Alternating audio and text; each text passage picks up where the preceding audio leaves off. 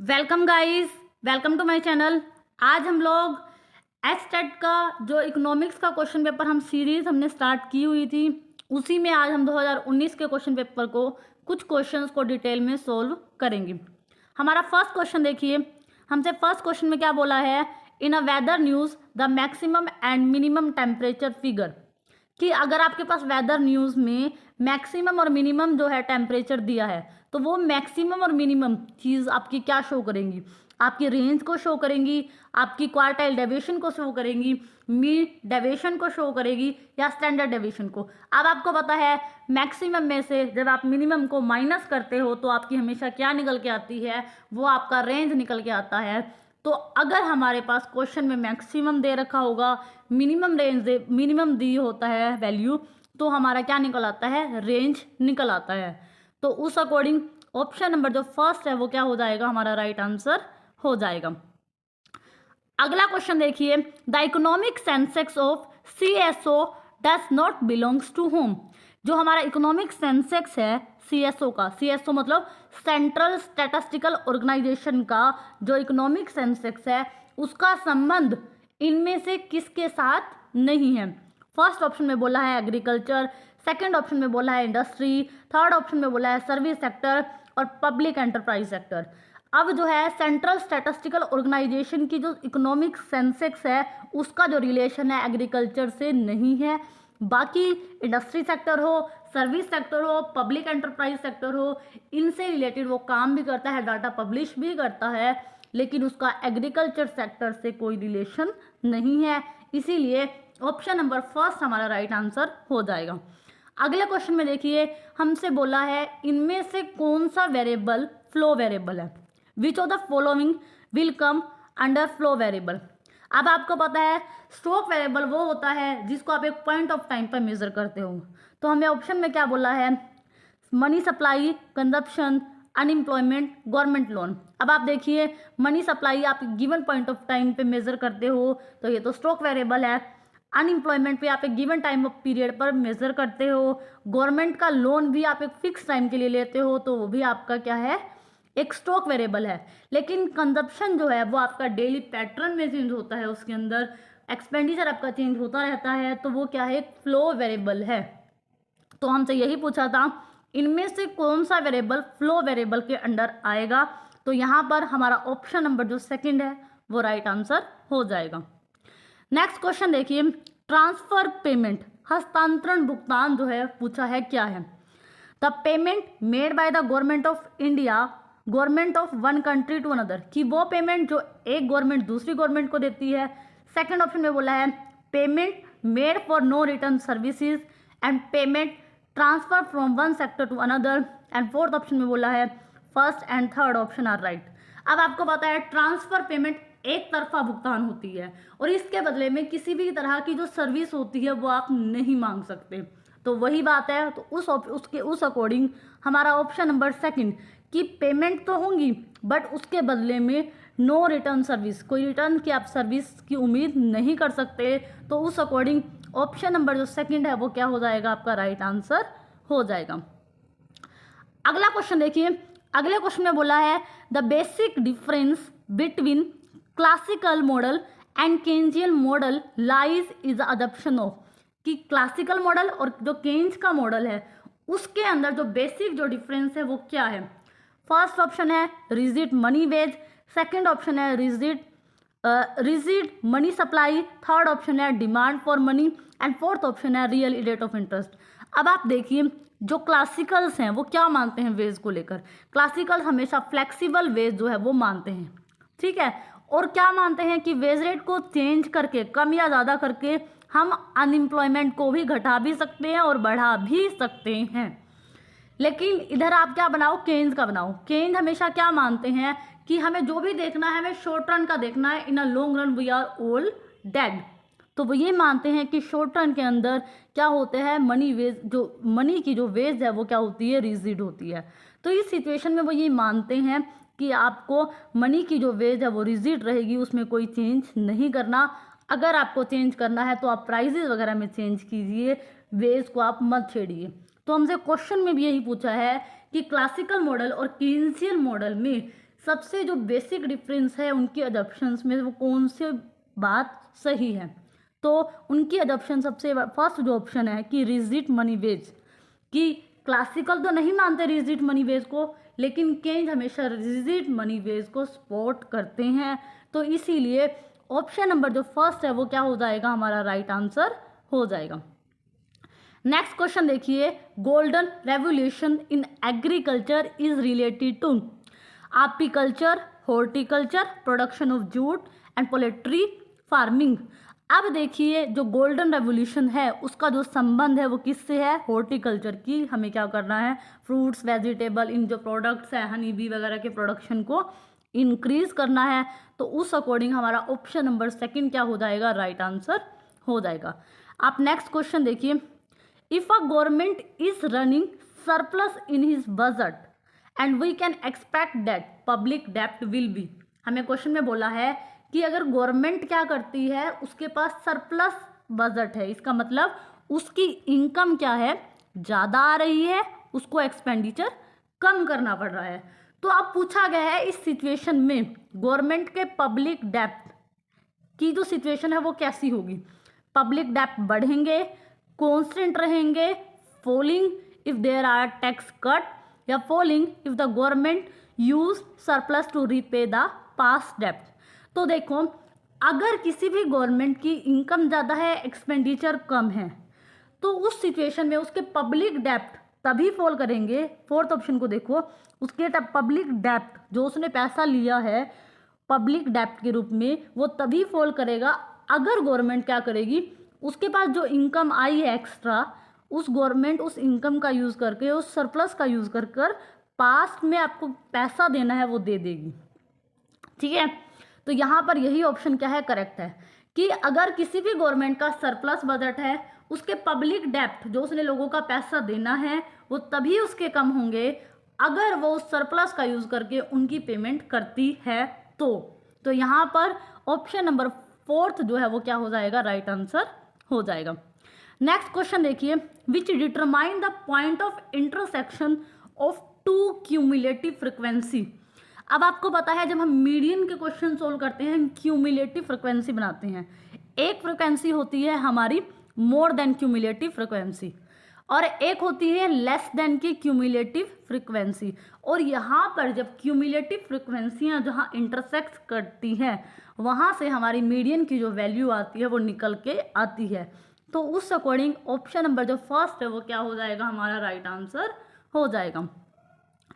अगला क्वेश्चन देखिए, an increase in autonomous government expenditure will result in, कि अगर गवर्नमेंट अपने ऑटोनोमस एक्सपेंडिचर को इंक्रीज करती है तो रिजल्ट क्या आएगा। इस तरह के क्वेश्चन को डील करने का सबसे अच्छा तरीका है कि आपको अगर इसका डायग्राम बनाना आता है तो आपको सारे ऑप्शन पढ़ने की ज़रूरत नहीं पड़ेगी। इस क्वेश्चन में हम ISLM का डायग्राम बनाएंगे। IS कर्व जो कि हमारा गुड्स मार्केट में संतुलन दिखाता है, LM कर्व है जो मनी मार्केट में संतुलन दिखाता है। अब बोला है कि गवर्नमेंट अपने एक्सपेंडिचर को इंक्रीज कर देती है, और जब गवर्नमेंट अपने एक्सपेंडिचर को इंक्रीज कर देती है, अब आप देखिए हमारा IS कर्व में शिफ्ट आ जाएगा, IS 1 हो जाएगा। हमारी इनकम का लेवल पहले Y था, रेट ऑफ इंटरेस्ट हमारा ये था।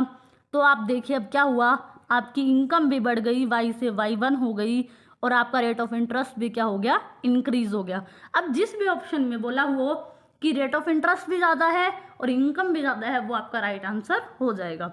अब आप देखिए higher level of income and lower rate of interest, तो ये तो रॉन्ग हो गया। सेकंड ऑप्शन में आइए, higher level of income and higher rate of interest, तो ये बात बिल्कुल सही है।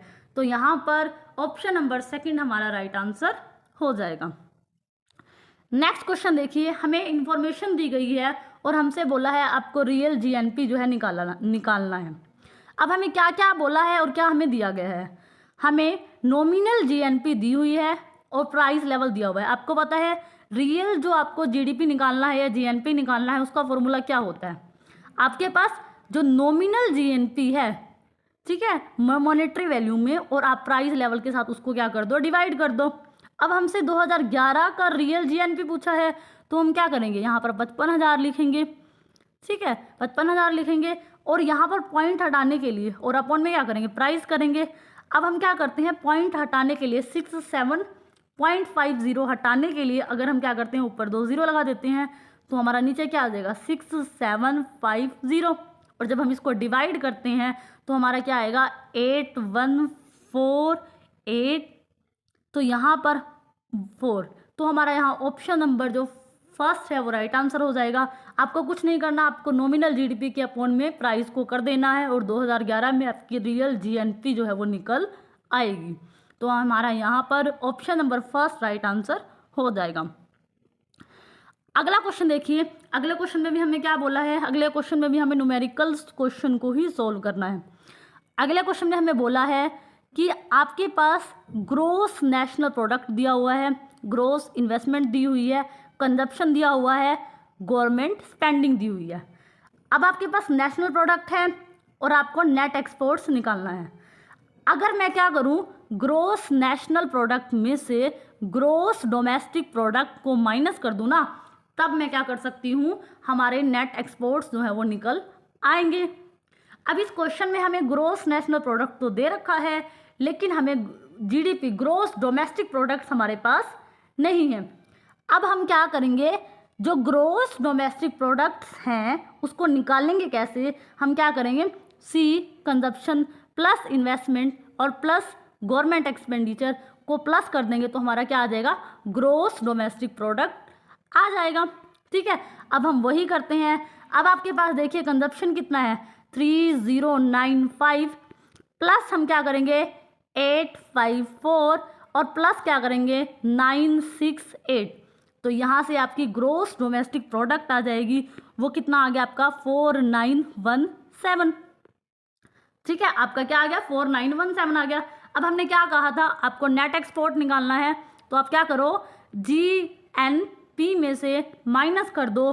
क्या माइनस करना है आपको, जीडीपी आप माइनस कर दो। अब आपके पास जीएनपी कितना है 4850 और आपके पास जो ग्रोस डोमेस्टिक प्रोडक्ट था वो भी हमने क्या निकाला है 4917। जब आप इसको माइनस करोगे आपका आंसर माइनस में आएगा और क्या आएगा 67। यहाँ से आपकी जो -67 की जो वैल्यू आई है ये आपका नेट एक्सपोर्ट्स कहलाएगा। तो यहाँ पर ऑप्शन नंबर जो फोर्थ है जिसमें ये वैल्यू दी गई है 67 माइनस का, ये हमारा राइट आंसर हो जाएगा। अब आप नेक्स्ट क्वेश्चन देखिए, who was the father of statistics and the first who use the statistician in 1949 AD। हमसे पूछा है कि 1749 में सबसे पहले जो स्टैटिस्टिकल जो शब्द है वो किसने यूज़ किया था और इसके जो फादर हैं वो कौन थे। तो इसका गॉटफ्रीड एंचेवोल, यहाँ पर ऑप्शन नंबर फर्स्ट जो है जिसे स्टैटिस्टिकल का फादर बोला जाता है, तो ऑप्शन नंबर जो फर्स्ट है वही इसका राइट आंसर हो जाएगा। ये तो सिर्फ बेसिक्स जो है क्वेश्चन है। अब अगला क्वेश्चन आप देखिए, आपको क्या बोला गया है, in the following figure calculate करना है आपको इंडेक्स नंबर को और 2011 के इंडेक्स नंबर को कैलकुलेट करना है और आपको 2000 और बेस किसको लगाना है, बेस आपको बनाना है 2008 का इंडेक्स नंबर। अब आपको यहाँ पर क्या निकालना है, आपको P01 की वैल्यू निकालनी है, जिसमें आप P1/P करते हो, 0 करते हो, इंटू आप 100 करते हो। अब आप देखिए 2011 का हमारे लिए P1 हो जाएगा, 2011 का कितना है 60 है, 2008 का कितना है 20 है, इंटू आप क्या करोगे 100 करोगे। और जब आप इसको सॉल्व कर दोगे तो आपका क्या आ जाएगा, तो आपका आ जाएगा 300। तो हमारा क्या निकल गया, ऑप्शन नंबर फोर्थ जो है वो हमारा राइट आंसर हो गया। अब अगले क्वेश्चन में देखिए, नेक्स्ट क्वेश्चन में बोला गया है what is the value of geometric mean. अब आपको पता है जितनी भी आपके पास नंबर्स दिए होते हैं उनका हम क्या करते हैं मल्टीप्लाई करते हैं और रूट निकाल देते हैं, तो हमारा जियोमेट्रिक मीन की वैल्यू क्या आ जाती है, आ जाती है। अब इस क्वेश्चन के अंदर हमें क्या दिया है, हमें बोला है कि 4 × 16। अब 16 को आप 4 से करोगे तो आपका क्या आ जाएगा 64 आ जाएगा। अब आप इसका रूट करोगे तो आपका क्या आ जाएगा 8। तो यहाँ पर तो सिर्फ हमने जियोमेट्रिक मीन का फॉर्मूला लगाया है और हमने यहाँ पर रूट से 8 आंसर जो है निकाल दिया। तो इस वैल्यू का जो जियोमेट्रिक मीन होगा वो आपका 8 आएगा। तो ऑप्शन नंबर 4 हमारा यहाँ पर राइट आंसर हो जाएगा। अब अगले क्वेश्चन में हमसे बोला है आपको वेलोसिटी ऑफ मनी जो है ना वो निकालनी है। ठीक है, अब हम पहले देखते हैं हमारे पास क्या क्या चीज़ जो है गिवन है। हमें क्वेश्चन में कंजप्शन दिया हुआ है, इन्वेस्टमेंट दिया हुआ है, गवर्नमेंट एक्सपेंडिचर को दिया हुआ है, हमें एक्सपोर्ट्स दिए हुए हैं और हमें क्या दिया हुआ है, इंपोर्ट दिया हुआ है और मनी सप्लाई दिया हुआ है। गवर्नमेंट एक्सपेंडिचर, एक्सपोर्ट्स, इंपोर्ट और मनी सप्लाई दिया हुआ है। और क्वेश्चन में देखो अभी हमसे पूछा क्या है, हमसे पूछा है आपको क्या सोल्व करना है, आपको वेलोसिटी ऑफ मनी सोल्व करना है। तो सबसे पहले हम क्या देखते हैं कि वेलोसिटी ऑफ मनी आप कैसे सोल्व कर सकते हो। वेलोसिटी ऑफ मनी का जो फॉर्मूला होता है वो होता है mv is equal to pt। pt क्या होता है कि प्राइस होता है ना जो गुड्स और सर्विसेज का, t होता है ट्रांजेक्शन डिमांड फॉर मनी और m होता है मनी की सप्लाई, v होता है वेलोसिटी। अब आपको इस फॉर्मूले के अकॉर्डिंग क्या क्या गिवन है। इस फॉर्मूले के अकॉर्डिंग हमारे पास मनी की सप्लाई गिवन है जो हमें चाहिए, जो हमें यहाँ यूज़ आएगी। और हम पीटी की वैल्यू कैसे निकालेंगे, पी और टी क्या है, प्राइस इंटू क्वांटिटी। अब हम क्या करते हैं, जब हम क्या करेंगे सी प्लस आई प्लस जी प्लस एक्सपोर्ट माइनस इम्पोर्ट, तो यहाँ से आपका क्या आ जाएगा, ट्रांजेक्शन डिमांड फॉर मनी आ जाएगा। और फिर हम क्या करेंगे, हम सोल्व करके यहाँ वेलोसिटी ऑफ मनी निकाल देंगे। ठीक है, अब आपको समझ आया ना, आपके पास मनी सप्लाई तो दे रखी है, यहाँ से आप क्या करोगे, consumption, investment, government expenditure, export, import को प्लस करके आप क्या निकाल सकते हो, आप transaction demand for money PT निकाल सकते हो। उसके बाद आप वेलोसिटी से फॉर्मूले में पुट करोगे, आपका आंसर आ जाएगा। अब देखिए हम यहाँ क्या करते हैं, हम पीटी की वैल्यू को निकालने के लिए क्या कर रहे हैं, सी प्लस आई प्लस जी प्लस एक्स माइनस एम। ठीक है, अब हमारा कंजप्शन कितना है 500, फिर प्लस करेंगे 150 प्लस 140 प्लस 80 और माइनस कर देंगे हम 60। ठीक है, तो यहाँ से हमारा आ गया 810। तो यहाँ पर हमारी जो ट्रांजैक्शन डिमांड फॉर मनी है या वो कितनी आ गई है, वो 810 आ गई है। और हमारे पास मनी की जो सप्लाई है वो कितनी दे रखी है, 162 दे रखी है। ठीक है, और हम क्या करेंगे, अब हम वेलोसिटी ऑफ मनी निकाल देंगे। अब हम क्या करेंगे, वेलोसिटी ऑफ मनी निकाल देंगे। वेलोसिटी ऑफ मनी का फॉर्मूला क्या हो जाएगा, पीटी अपॉन एम। पीटी की वैल्यू हमें कितनी दी हुई है, 8/10 और अभी हमारे पास मनी सप्लाई कितनी है, 162 है। तो जब हम इसको डिवाइड करेंगे तो हमारा आंसर क्या आ जाएगा, 5 आ जाएगा। तो हमारी जो वेलोसिटी ऑफ मनी जो है वो कितनी निकली है, 5 निकली है। 5 हमारा क्या हो जाएगा, राइट आंसर। अब हमारा जब हमने क्या किया, हमने क्या किया वेलोसिटी ऑफ मनी का जो फॉर्मूला लगाया ना, वेलोसिटी ऑफ मनी में हमने क्या फॉर्मूला लगाया, अब हमने कि 810 जो हमने क्या पीटी निकाला, transaction demand for money, price के साथ मल्टीप्लाई करके, और मनी सप्लाई हमें 162 दे रखी थी। जब हमने इसको डिवाइड किया तो हमारा 5 आया और यही क्या कहलाएगा, हमारा वेलोसिटी ऑफ मनी। तो उस अकॉर्डिंग हमारा ऑप्शन नंबर जो फर्स्ट है वो क्या हो जाएगा, राइट आंसर हो जाएगा। अगला क्वेश्चन हम देखते हैं, हमने क्या बोला हुआ है, इन 14th फाइनेंस कमीशन जो बना है हमारा 2015 से 2020 and enhance the share of state in centre divisible pool, कि 14वें वित्त आयोग ने केंद्रीय करों का जो डिविजिबल पूल होता है उसमें जो राज्यों का जो पार्ट्स होता है उसको कितना बदला, 42 से 33 कर दिया, या 33% टू 43%, 32% टू 42%, 43% टू 32%। पहले कितना था, जब 13 फाइनेंस कमीशन आया, उसके बाद जब 14 फाइनेंस कमीशन आया तो उसने क्या किया, जो राज्यों का जो हिस्सा था उसको बढ़ा दिया, 32% से बढ़ाकर 42% या 42% उसको कर दिया। तो उस अकॉर्डिंग ऑप्शन नंबर 3 हमारा राइट आंसर हो जाएगा। अब आप नेक्स्ट क्वेश्चन देखिए, ये भी एक मैथमेटिकल क्वेश्चन है। हमसे क्वेश्चन में बोला गया है, व्हाट इज द पॉसिबल पर capital real GDP growth rate of economy if the growth rate of population बोली हुई है 2%, कैपिटल आउटपुट रेशो आपको बोला है 5, इन्वेस्टमेंट लेवल जीडीपी में 25% बोला है। अब आप वारंटेड ग्रोथ रेट का फॉर्मूला लिखिए। पहले वारंटेड ग्रोथ रेट का फॉर्मूला क्या होता है, सेविंग रेट और अपॉन में कैपिटल आउटपुट रेशो K/Y। अब हमें क्वेश्चन में क्या दिया हुआ है, अब हमें सेविंग रेट तो नहीं दी हुई, हमें क्या दिया हुआ है, इन्वेस्टमेंट। तो हम क्या मानते हैं, saving is equal to investment होता है। हम क्या मानते हैं, हम मानते हैं कि सेविंग जो है इन्वेस्टमेंट के इक्वल होता है, हम ये मान लेते हैं। तो हम क्या करेंगे, सेविंग के प्लेस पर हमने क्या रख देंगे, इन्वेस्टमेंट को रख देंगे। हम क्या रखेंगे, investment upon capital output ratio रखेंगे। तो यहाँ से हमारा क्या आ जाएगा, ग्रोथ रेट आ जाएगी, वारंटेड ग्रोथ रेट। अब देखिए हम क्या करते हैं, अभी हमने क्वेश्चन में क्या बोला, हम क्या करेंगे, इन्वेस्टमेंट ऊपर रखेंगे, कैपिटल आउटपुट रेशो जिसको हम K/Y बोलते हैं वो हम नीचे रखेंगे। इन्वेस्टमेंट का परसेंटेज आपको दिया हुआ है 25% बोला है। उसके बाद अपॉन में कैपिटल आउटपुट रेशो आपको 5% बोला है। तो जब हम इसको सोल्व करेंगे तो हमारी वारंटेड ग्रोथ रेट, जो जीडीपी की ग्रोथ रेट है वारंटेड, वो कितनी निकली है, 5% निकली है। अभी तो हमारे पास क्या निकला है, वारंटेड ग्रोथ रेट निकली है जो कि 5% है।